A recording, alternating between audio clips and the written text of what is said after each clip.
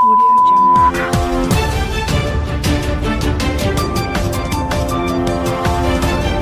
नमस्कार, ये रेडियो वर्षा है। अब आप पल्लव से वर्षा टाइम्स सुनिए।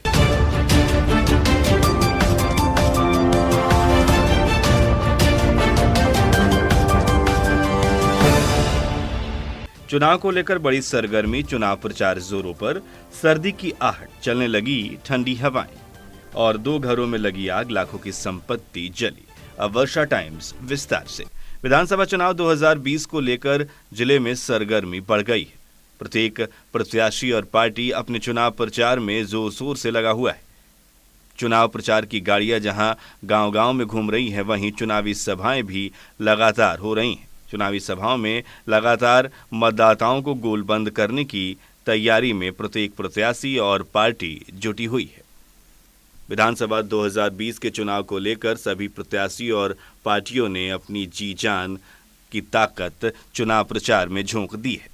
वहीं हमारे माझागढ़ संवाददाता सुधीर प्रसाद श्रीवास्तव ने जानकारी दी कि बरौली विधानसभा चुनाव मैदान में राष्ट्रीय पार्टी भाजपा, राजद और बहुजन पार्टी के प्रत्याशी सहित क्षेत्रीय और निर्दलीय 18 प्रत्याशी अपनी अपनी जीत का दावा करते हुए मतदाताओं से जनसंपर्क कर मतदाताओं को अपने पक्ष में गोलबंद करने में लगे हुए हैं। लेकिन मतदाता इस बार अभी तक चुप्पी साधे हुए हैं, इसलिए बरौली के विकास करने वाले प्रत्याशियों की पहचान करने में लगे हुए हैं।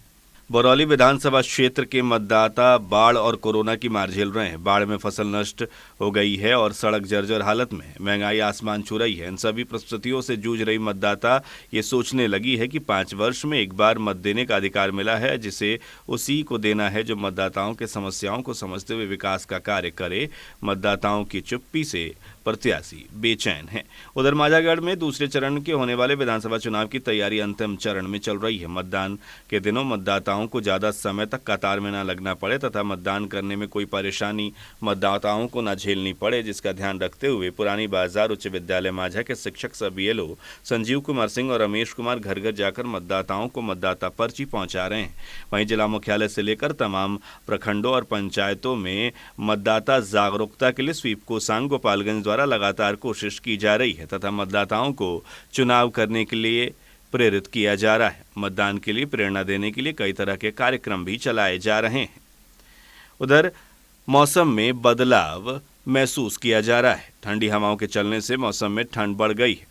मौसम में ठंड सुबह और शाम को ज़्यादा महसूस की जा रही है। अब सिहरन पैदा करने वाली हवाएं चल रही हैं, जिस वजह से धूप का असर अब कम दिखने लगा है। जानकार बताते हैं कि ये ठंड के मौसम की आहट है। मौसम बदलने से कई लोग सर्दी जुकाम जैसे रोगों से भी परेशान हो रहे हैं। सर्दी खांसी जुकाम से परेशान लोगों को ज़्यादा डर लग रहा है, क्योंकि ऐसे ही वक्त में डेंगू और कोरोना का खतरा है। वैसे विशेषज्ञों ने बताया है कि कोरोना और डेंगू के लक्षणों में काफ़ी समानता पाई जा रही है, इसलिए सर्दी खांसी जुकाम होने पर तुरंत जाँच कराना आवश्यक है। विश्वनाथ संस्कृत महाविद्यालय नवादा रजोखर गोपालगंज में श्री श्री 108 श्री बाबा भयंकर नाथ महाराज जी के द्वारा भूमि पूजन संपन्न किया गया। राष्ट्रीय वैश्य महासभा गोपालगंज जिलाध्यक्ष नारायण जी ने जानकारी दी कि उन्होंने कहा कि आशीर्वाद से यह कार्य प्रगति पर हो गया है और आने वाले समय में सभी बच्चों के उज्जवल भविष्य के लिए गुरु जी की प्रार्थना से वो बेहतर कार्य करेंगे।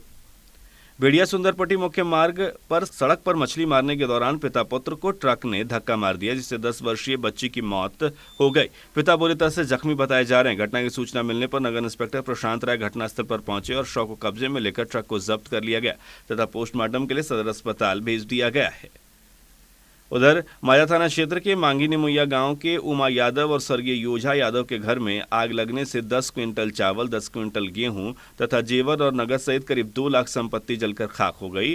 घटना रविवार की देर शाम की बताई जा रही है। मवेशियों को मच्छर से बचाने के लिए वहां आग जलाई गई थी। इस बीच चल रही पछिया हवा से उड़ रही चिंगारी से उमा यादव के घर में आग लग गई और आग ने देखते ही देखते पास के घर को भी अपने चपेट में ले लिया। इस दौरान ग्रामीणों ने आग बुझाने की काफी कोशिश की।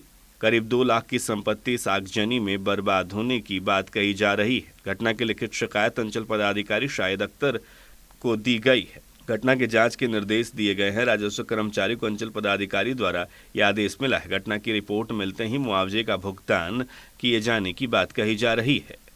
अब कुछ वर्षा टाइम्स दरभंगा प्रमंडल से। हमारे दरभंगा प्रमंडल संवाददाता गोपाल पोदार ने जानकारी दी है कि खगड़िया जिला में जदयू के नेता के लिए गए संकल्प आम जनताओं के बीच दोहराया गया है। उन्होंने कई जगह अपनी पार्टी जदयू के कार्यालय का उद्घाटन किया। मौके पर निवर्तमान विधायक आर्यन सिंह, मिथिलेश कुमार, राहुल राज आदि ने अपने भाषण में आम जनता को और पार्टी की ओर से मुखातिब करते हुए कई योजनाओं के बारे में जानकारी दी।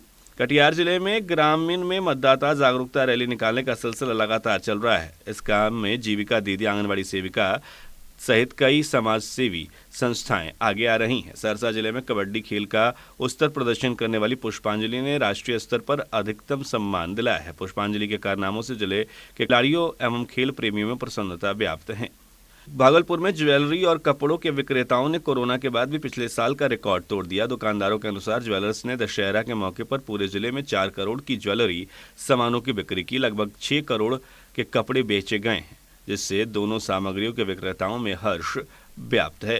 ताजपुर शहर थाना क्षेत्र के बाजारों में विजयादशमी की भीड़ को संभालते नीम चौक पर महिला पुलिसकर्मी और आधुनिक शस्त्रों से लैस भी दिखी। मौके पर मोहम्मद तबरेज आलम आदि लोग मौजूद रहे। अब अंत में सुर्खियां एक बार फिर। चुनाव को लेकर बड़ी सरगर्मी, चुनाव प्रचार जोरों पर, सर्दी की आहट, चलने लगी है ठंडी हवाएं और 2 घरों में लगी आग, लाखों की संपत्ति जली। इसी के साथ वर्षा टाइम्स का ये अंक समाप्त हुआ। नमस्कार।